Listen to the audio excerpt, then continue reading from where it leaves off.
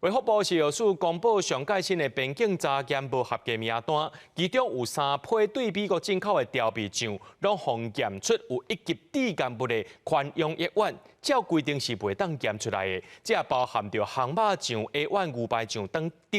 这物件拢爱退倒转去。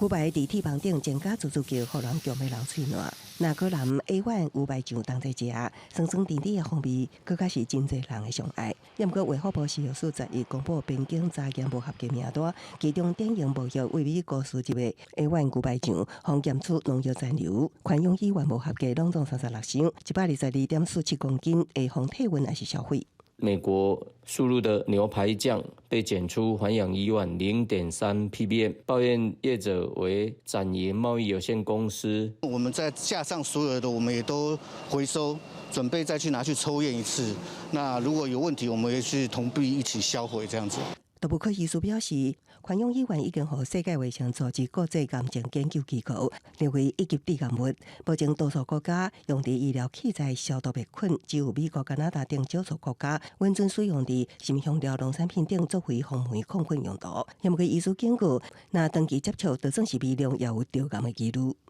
长久的话，它会增加血癌还有淋巴癌的风险。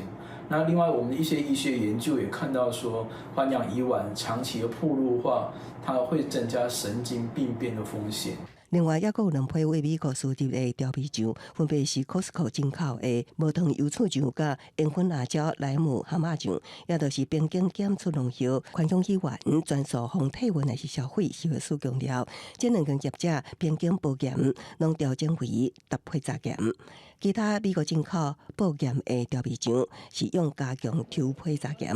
抽检的比例是27%，一直到7月7日为止。记者综合报道。